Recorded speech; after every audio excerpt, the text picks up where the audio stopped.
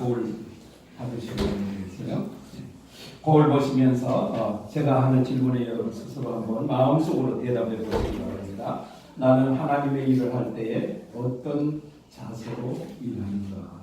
다시 말하면 내가 교회를 섬기는 일에 어떤 자세로 섬기는가? 한번 여러분 스스로 본인에게 질문한 것에 대해서 답변을 해보시기 바랍니다.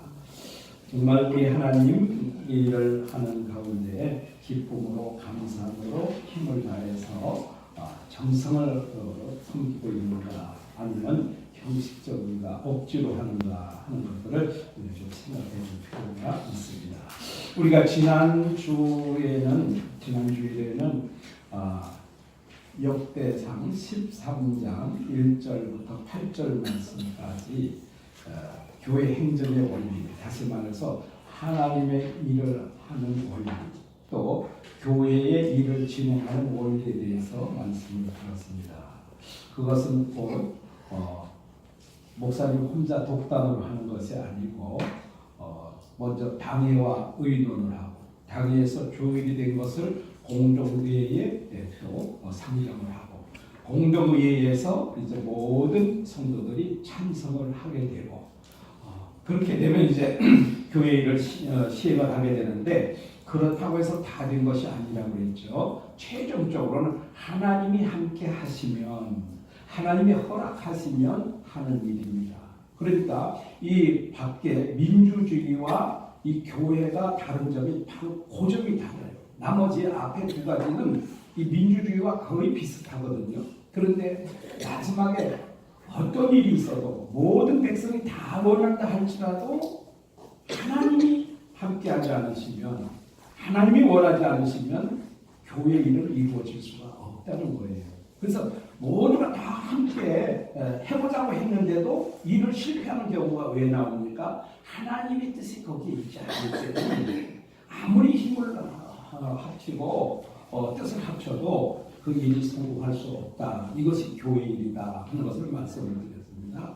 근데 오늘 이제 사무엘 하 6장의 말씀은 이제 다윗이 하나님의 교회를 예루살렘 성막으로 이제 모셔오는 장면입니다. 그런데 6장 1절부터 11절까지는 지난주에 말씀을 드렸던 역대상 말씀과 동일한 말씀입니다. 그럼 이제 오늘은 12절부터 그러면 이제 하나님께서 허락하셨다 할지라도 어떤 자세로 이 법궤를 모셔와야 되느냐 하는 그런 문제가 있는 거죠. 그러면 우리가 왜 이 법궤를 모셔와야 되는지 아마 잘 모르시는 분도 계실 거예요. 이 법궤를 모셔오게 된 이 사건은 바로 블레셋과 이스라엘이 전쟁을 하게 됐습니다. 그런데 완전히 패하게 됐어요. 그래서 패하고 나서 가만히 생각해 보니까 왜 패했을까? 그렇게 생각하다가 하나님이 함께하지 않으셨구나. 그렇게 생각을 하고 하나님의 임재의 상징인 이 법궤를 메고 전쟁터에 나가면 우리가 반드시 승리하겠다. 이런 생각을 가지고 법궤를 메고 이제 전쟁터에 나갔는데 역시 블레셋에게 완전히 패하게 되고 법궤마저 빼앗겨 버리게 됐습니다. 이게 이해하기가 참 쉽지 않잖아요. 왜? 하나님의 임재의 상징인 법궤를 가지고 왔으면 하나님이 함께 하시고 그리고 그 전쟁에서 이기게 하셔야 되는데 패했을 뿐만 아니라 법궤까지도 빼앗겨버리는 이 참 비참한 지경에 이르게 됐어요. 이것은 이스라엘 백성들이 하나님에 대해서 제대로 알고 있지를 못했죠. 오해를 많이 하고 있었던 것입니다. 그래서 하나님은 그 법궤에 갇혀있는 하나님이 아니라는 사실을 모르는 거죠. 그것은 하나님의 임재의 상징이고 하나님이 함께 하셔야 되는데 그냥 법궤만 사실은 가지고 간 거죠. 하나님의 뜻이 아닌 그런 것을 행하게 되었을 때 하나님께서 비참하게 그들이 패하고 또 그 법궤까지도 빼앗겨 버리게 됐습니다. 그래서 그들이 빼앗아다가 법궤를 그들이 믿는 다곤 신전에 갖다 두었어요. 그런데 하나님께서 그 다곤 신을 다 부숴버렸습니다. 그러니까 하나님이 어떻게 역사하시는가 이런 것들을 우리가 잘 살펴볼 필요가 있지요. 오늘도 우리가 신앙생활 할 때 무슨 미신처럼 하나님을 섬기서는 안 된다는 그런 교훈을 보여주고 있는 거죠. 그래서 이 법궤가 20년간이나 예루살렘 성으로 돌아오지 못했습니다. 그래서 기브야림에 있다가 이제 모세가 오게 되는데, 근데 또 이 모세가 올 때 또 문제가 생기게 되죠. 어떤 문제가 생깁니까? 이 법궤를 모셔올 때 하나님 말씀대로 레위 지파 사람들이 메고 와야 되는 거예요. 어깨에다가 메고 와야 되는데 새수레를 만들어 가지고 거기다가 법궤를 싣고다가 옷사이 타락 마당에 이르렀을 때 그만 소가 뛰게 된 겁니다. 그래서 옷사가 그 법궤가 떨어지지 않도록 잡았는데 하나님께서 옷사를 치셔가지고 그 자리에서 즉사하게 만들었습니다. 우리가 이해가 잘 안 돼요. 아니 법궤가 떨어지지 않도록 했다면 잘한 일 아닙니까? 그런데 왜 하나님은 그를 죽이셨을까? 그것은 하나님이 말씀하신 대로, 아무리 하나님의 일이라 할지라도 하나님이 말씀하신 대로 하나님 앞에서 행하지 않으면 안 된다는 거예요. 그래서 우리가 하나님 앞에서 일을 한다고 하는 것은 항상 하나님 말씀대로, 내가 하나님 앞에서 우리 하나님이 말씀하신 대로 그대로 준행하겠습니다. 내 생각과 내 뜻이 아니고 내 방식대로가 아니고 하나님 하신 말씀대로 준행하겠습니다. 그런 뜻이에요. 그래서 아주 큰 낭패를 보게 되었죠. 그리고 이제 오벳에돔의 집에 또 그 법궤를 모셔오지 못하고 두게 된 것입니다. 그런데 하나님께서 그 법궤를 둔 오벳에돔의 집에 크게 복을 주시는 역사가 일어났습니다.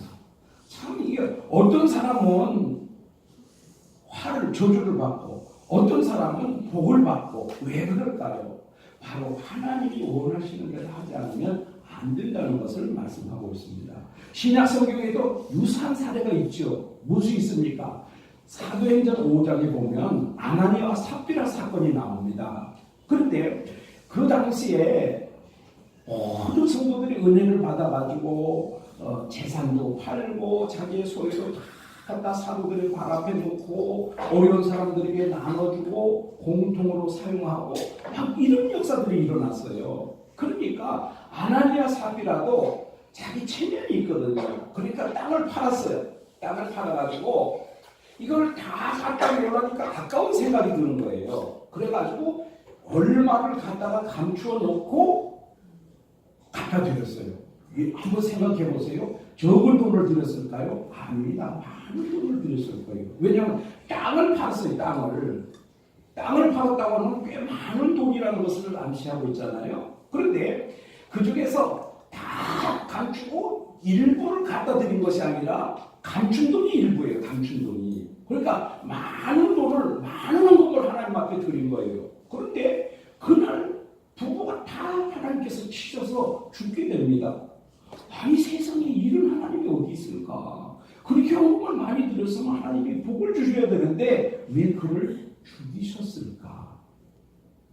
우리가 이해하기 좀 어렵거든요. 그런데 분명히 말씀을 하고 있습니다. 그 이유는 바로 성경을 속였기 때문이다. 하나님을 속였기 때문이다. 그렇게 말씀하고 있습니다. 여러분, 오늘 우리가 하나님 앞에 일을 하는 것이 중요한 것이 아니라 하나님 앞에서 하나님 말씀대로 하는 것이 얼마나 중요한가는 것을 다시 한번 말씀해 주고 있는 거예요.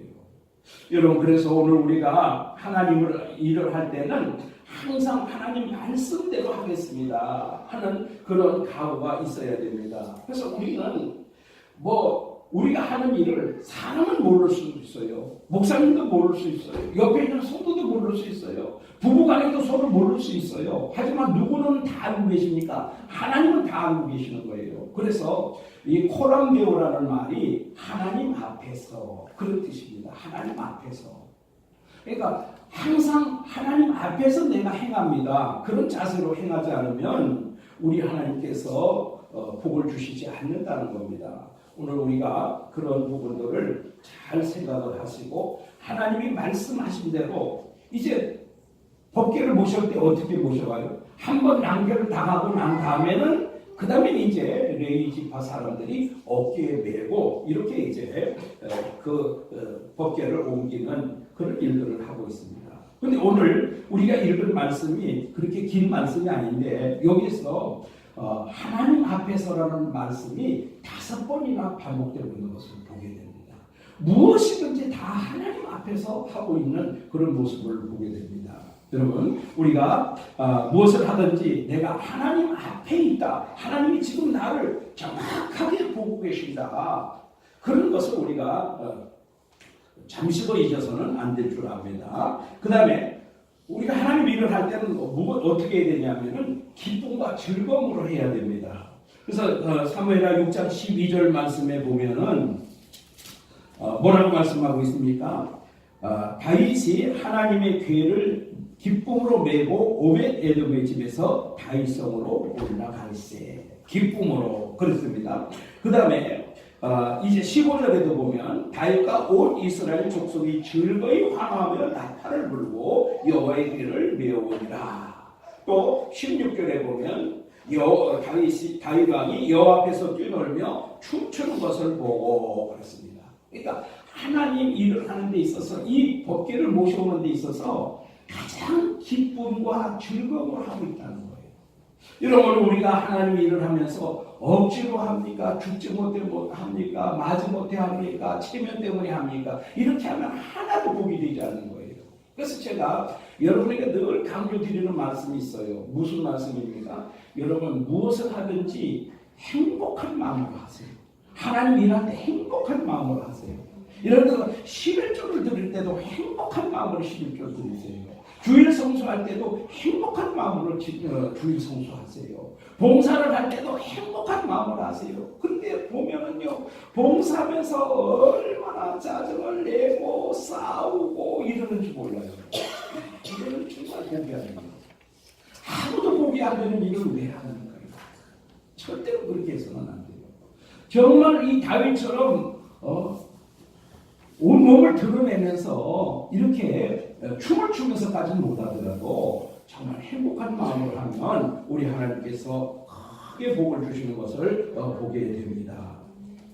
그래서 베드로전서 5장 2절에 보면 하나님의 일을 부득이함으로 하지 말라 이렇게 말씀했고, 고린도후서 9장 7절에는 하나님의 일을 억지로 하지 말라 이렇게 말씀하셨고, 또 출애굽기 25장 1절로 2절 말씀을 보면 이제 성막을 만들 예물을 백성들에게 가져오게 하라 이렇게 하나님이 말씀하셨거든요. 그런데 어떤 마음으로 가져오게 하는가 하면은 하나님께 드릴 예물을 즐거운 마음으로 가져오게 하라. 즐거움. 그러니까 하나님 앞에 드리는 이 예물은 우리가 즐거운 마음으로 이렇게 하나님 앞에 드려야 그것이 복이 된다는 것입니다. 그래서 여러분, 우리가 주일 성소도 기쁘고 행복한 마음으로 11조를 드리는 것도 봉사와 섬기는 것도 다 즐겁고 기쁜 마음으로 하면 신앙생활이 행복해지는 거예요. 그럼 행복한 자에게는 하나님이 복을 주시는 겁니다. 그래서 우리 교회가 지금 계속해서 무엇을 추구하고 있습니까? 행복한 신앙생활. 목사는 행복한 목회. 성도는 행복한 신앙생활.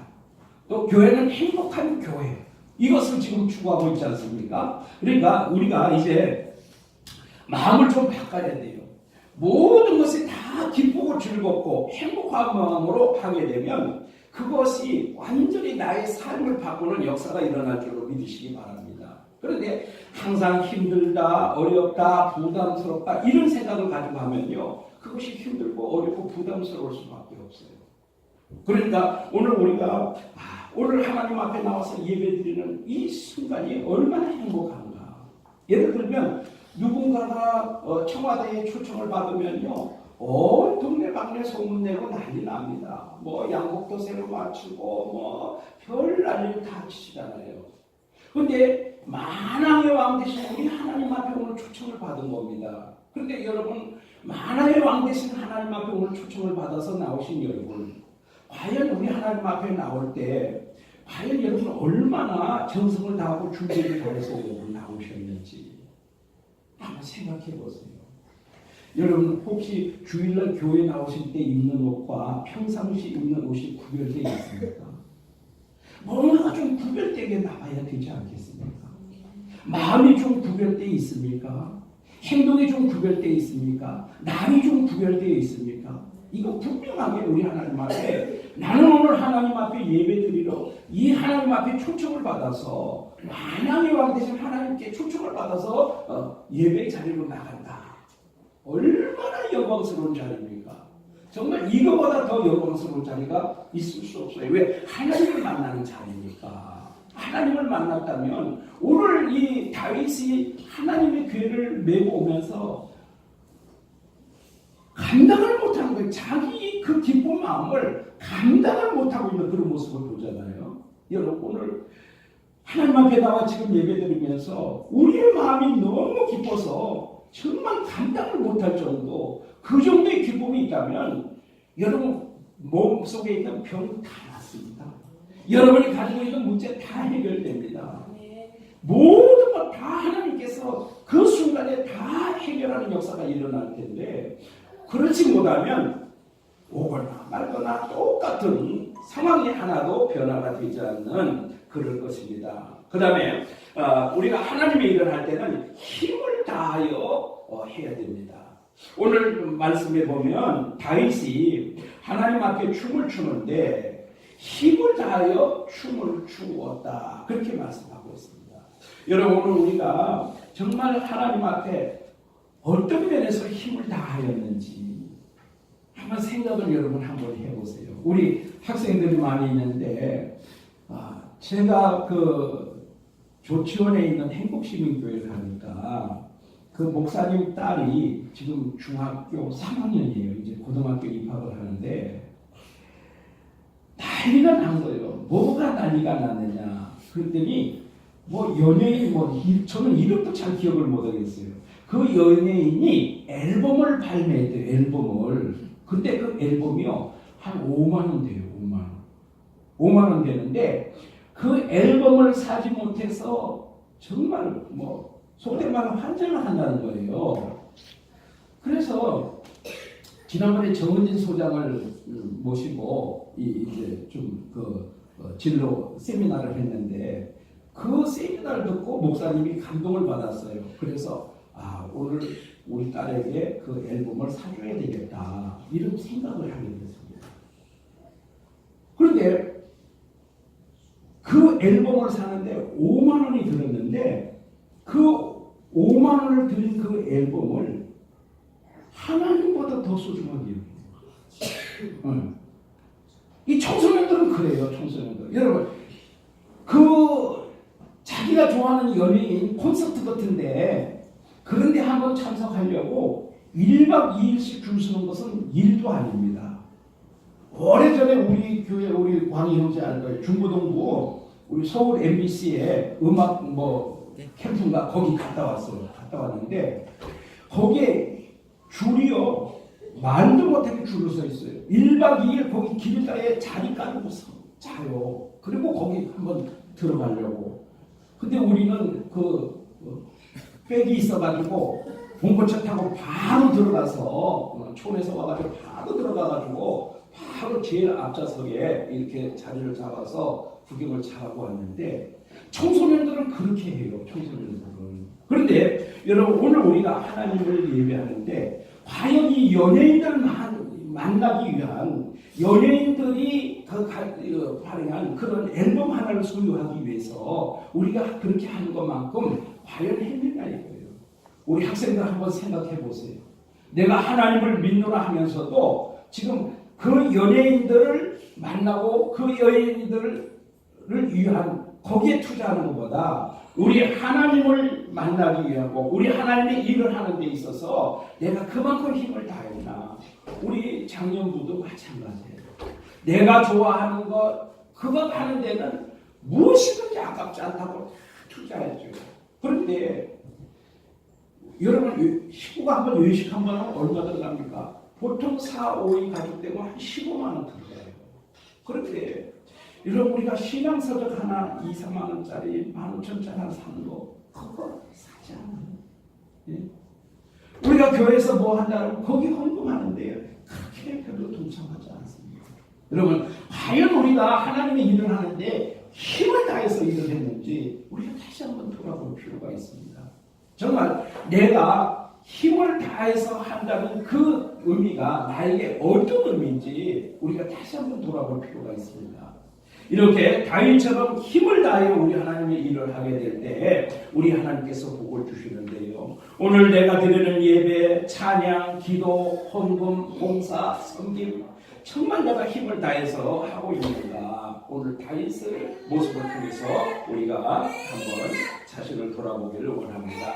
그 다음에 이제 네 번째로는 비난을 무릅쓰고 하나님 일을 해야 됩니다. 오늘 다윗이 그렇게 하나님 앞에 기뻐서 뛰며 찬양하고 제사 드리고 하나님을 예배했습니다. 그런데 모든 백성들에게 다윗이 축복해 주었습니다. 왕으로서 축복을 해 주었습니다. 그리고 이제 집으로 돌아오는 거예요. 집으로 돌아오면서 무슨 생각을 가져왔는가 하면은 내가 백성들에게 축복을 했으니까 이제 우리 가족들을 축복해야 되겠다. 이런 생각을 가지고 돌아오는데 누가 제일 먼저 맞는가 하면은 그 자기 부인 사울의 딸, 사울 왕의 딸 미갈이 먼저 다윗을 맞습니다. 다윗의 마음에는 기쁨이 충만해가지고 이 자기 아내를 축복하려고 생각을 하고 있는데 그 다윗의 아내는 축복을 받을 생각은커녕 다윗을 비난하고 조롱하고 업신여기고 있는 것을 보게 됩니다. 왜냐하면 다윗이 왕으로서 채통을 구겼다는 거예요. 어떻게 다윗이 왕으로서 그 천한 백성들, 계집종들, 그런 사람들 앞에서 몸이 드러날 정도로 춤을 추면서 하나님을 찬양하는 채통을 좀 지켜라. 그런 이야기를 지금 하고 있는 것입니다. 그때 다윗이 뭐라고 말합니까? 나는 하나님 앞에서 한 것이라. 그리고 여러분, 우리가 하나님 앞에서는요, 나이가 아무리 많아도요, 어린아이입니다. 나이가 아무리 많아도 어린아이예요. 하나님 앞에 어른인 사람이 어디가 있겠습니까? 근데 저는 통합축교회에 가보니까 목사님들하고 얘기해보니까 축도를 할 때 있을지어다 이렇게 안 하고 계시기를 간절히 축원하옵나이다 그래요. 그래서 통합교 목사님들한테 물어봤어요. 아니 성경에 그렇게 안 돼 있는데 왜 그렇게 하십니까? 그러니까 자기들도 안 되는데요. 왜냐하면 통합측 그 장로의 신학대학에 그 정장복 교수라고 아주 예배하게 권위자가 있습니다. 그 권위자가요. 지금도 싸우고 있는 것이 뭐냐면은 죽어나온다. 절대 그것이 안 된다. 있을지어다 해야 된다. 이렇게 했는데 권력이 그만 밀려버렸어요. 그러니까 통합측 그냥 다 그렇게 해버려요. 그럼 왜 그렇게 하느냐? 아니 예배학 교수가 그렇게 가르치지 않느냐? 그렇게 하니까 뭔 얘기를 하냐면요. 새파란 목사가 나이가 많은 머리가 이렇게 신 장로님이 앞에 앉아있는데 어떻게 있을지어다 하겠느냐 이거예요. 뭔 얘기인지 아십니까? 하나님보다 누구를 이식하는 거예요? 사람을 이식하는 거예요. 오늘 사울의 딸 미갈이 채통을 좀 지켜라는 말과 똑같은 말이에요. 그러니까 다윗이 뭐라고 말합니까? 하나님 앞에서 한 것이다. 그래요. 하나님 앞에서 하는데 나이가 많은 장로가 있다고 그 무슨 소용이 있습니까? 하나님 말씀대로 해야 되는 것이 맞지요. 그러면서 다윗이 이렇게 말합니다.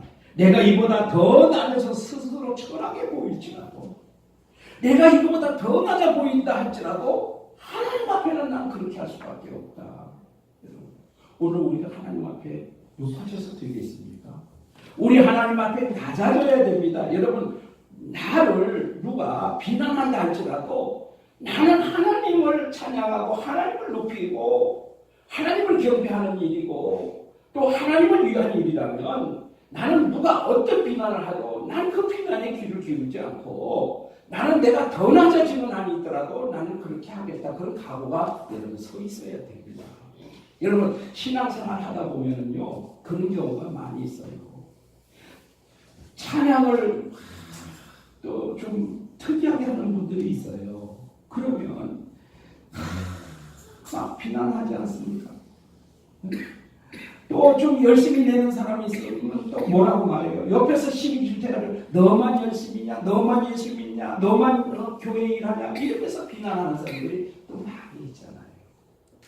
그런 비난이 있을 때 할지라도 정말 이것이 하나님을 위한 나의 충심이라면 그런 비난에 여러분 귀를 기울이지 마시고 비난을 무릅쓰고라도 하나님을 할 수 있는 그런 각오와 결단이 있기를 축복합니다.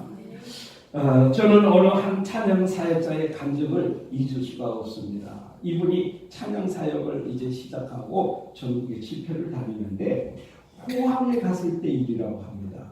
포항에 가서 이제 찬양 집회를 시작을 하는데 처음에는 잔잔하고 조용한 찬양을 시작했다고 해요.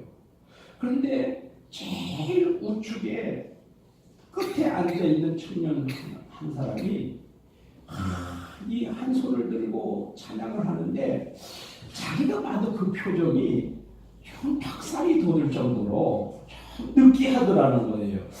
저 청년이 조금 거슬리네. 이런 생각을 가지고 찬양을 계속했다는 거예요. 그런데 이제 이 느린 템포의 찬양이 끝나고 이제 다 같이 일어나서 이제 빠른 템포를 찬양을 하는데 우리 다 같이 우리 하나님 앞에 힘있게 박수치면서 찬양합시다. 이제 이렇게 해서 막 이제 빠른 찬양을 하는 거예요. 근데 이 청년이 갑자기 한 손으로 자기 얼굴을 때리더라는 거예요. 이게 한두 번이 아니고 계속 그렇게 하더라는 거예요. 그러니까 사람들이 여기저기서 수근수근대고 막 시선이 그리로 쏠리고 막 이 집회가 엉망이 돼가고 있는 거예요. 그래서 이 찬양사역자 이 양반이 속으로 생각하기로 저 인간 때문에 오늘 집회 다 망쳤네. 뭐 저런 인간이 다 있어. 이러면서 굉장히 비난을 했다는 거예요. 그래서 이제 하다가 도저히 막 다 시선은 그쪽으로 가버리니까 이건 뭐 안 되겠다 싶어가지고 빠른 찬양을 끝을 내고 이제 다 같이 자리에 앉으시기 바랍니다. 그래서 이제 또 찬양 부르고 또 이제 간증도 하고 뭐 이렇게 해서 이제 집회를 끝낸대요. 그러니까 집회를 끝내고도 저 양반이 하도 이상하니까 저 양반에게 신경이 갈 수밖에 없잖아요. 그래서 이제 그 청년을 보고 있는 거예요. 다른 사람들은 다 주섬주섬 자기 가방을 챙겨가지고 메고 나갑니다. 그런데 이 청년도 자기 가방을 주섬주섬해서 메고 나가는 거예요. 근데 이상하게 보니까 한 손으로 가방을 챙기고 한 손으로 메고 나가더라는 거예요. 그래서 가가지고 물어봤대요. 그랬더니 이 청년이 부위의 사고로 한쪽 팔을 잃어버린 거예요.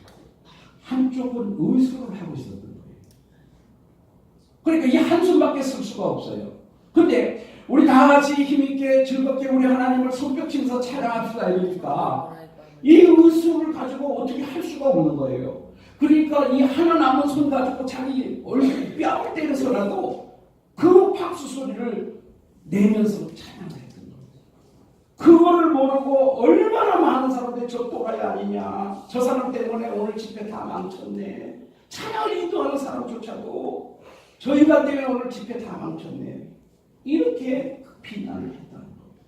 이 청년은 누가 쳐다보고는 하는 건 나는 하나님을 찬양하는데 박수치다 그러니까 박수칠 방법은 없고 자기 뺨을 때려서라도 그 박수 소리를 내고 싶었던 것이 이 청년의 본심이었던 거예요. 여러분, 오늘 우리에게 하나님께서 두 손 멀쩡히 주셨잖아요. 그런데 여러분 우리 박수 칠 때 어떻게 치고 있습니까? 여러분 우리 하나님 박수 치면서 하나님 찬양하시다 할 때 여러분 어떻게 박수 치고 있습니까? 여러분 오늘 우리에게 멀쩡한 두 다리 주셨잖아요. 여러분 우리 기뻐 뛰며 다윗처럼 기뻐 뛰며 춤추며 하나님을 찬양하자고 할 때 벌떡 일어서서 찬양합니다. 기뻐 뛰며 찬양합니다. 여러분 오늘 우리에게 멀쩡한 손대 주시고 멀쩡한 입을 주셨잖아요. 근데 우리 하나님을 찬양하는 그 입술이 여러분 우리 입술이 지금 열려지고 있습니까? 저는 이 찬양사역자 이 감정을 들으면서 정말 정말 회개가 되더라고요. 우리가 열심히 하나님 일을 한다고 하는 우리가 과연 이 청년처럼 이러한 마음의 열정의 중심이 있었는가? 열정이 있었는가? 비난을 무릅쓰고라도 나는 하나님을 찬양해야 되겠다 하는 그런 마음이 있었는가? 정말 우리가 오늘 다른 거 다 잊어버리고 우리가 쉽게 받는 거는 이 간증 이런 거잖아요.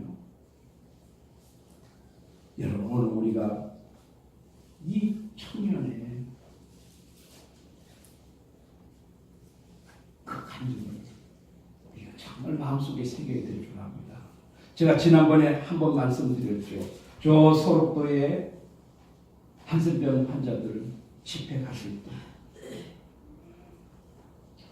그 찬양 인도자가 뭣도 모르고 박수 똑바로 치라고 박수 힘있게 치라고 이렇게 했더니 그 한센병 환자들이 박수를 얼마나 쳤는지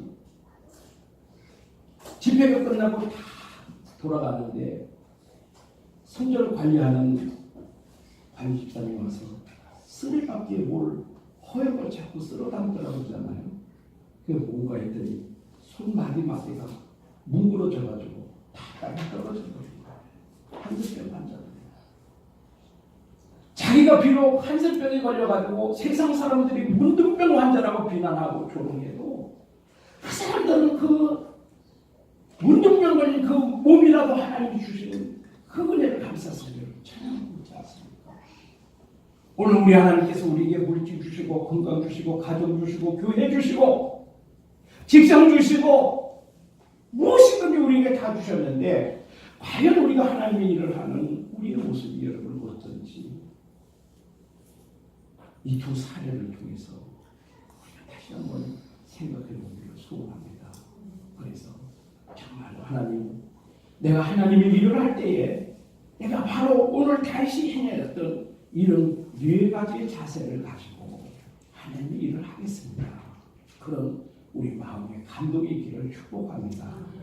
그래서 하나님께서 결론적으로 뭐라고 말씀하고 있습니까? 23절에 그렇게 춤을 추며 힘을 다하고 정성을 다해서 하나님을 찬양했던 다윗에게는 하나님이 가장 존귀한 왕을 세워주셨고 또 뿐만 아니라 예수 그리스도 여자의 후손으로는 예수 그리스도가 오는 육신의 조상으로 삼아주셨지만 그를 비난했던 사울에게는 죽는 날까지 자식이 없는 저주를 내려주신 것을 보게 됩니다. 여러분, 오늘 우리가 하나님 앞에 복을 받는 일이 무엇인지 우리 하나님의 저주를 받는 일이 무엇인지 오늘 이 짧은 본문 속에서 극명하게 보여주고 있습니다. 아무쪼록 우리 모두는 정말 힘을 다해서 우리 하나님을 예배하고 우리 하나님의 일을 감당하셔서 다윗과 같은 축복을 받는 저와 여러분이 되시기를 축복합니다. 은혜로우신 우리 하나님 아버지, 오늘 이 다윗이 하나님의 법궤를 모셔오는 이 과정 속에서 행한 그런 모습 속에서 우리가 하나님 앞에 하나님의 일을 할 때에 어떤 자세로 일을 해야 되는지 좋은 교훈을 주셨습니다. 하나님, 오늘 우리가 이 교훈을 마음에 새기고 앞으로 우리 하나님을 섬기고 교회를 섬기는 일에 이와 같은 자세로 일하기를 소원합니다. 주여 붙들어 주옵소서. 성령 하나님 인도하여 주시옵소서. 기쁨으로 은혜로 춤을 추며 최선을 다해서 우리 하나님만 섬기는 믿음의 백성들 되게 하셔서 우리 하나님 큰 복을 받아 누리게 하옵소서. 예수님 이름으로 기도하옵나이다. 아멘. 우리의 말씀 생각하시면서 60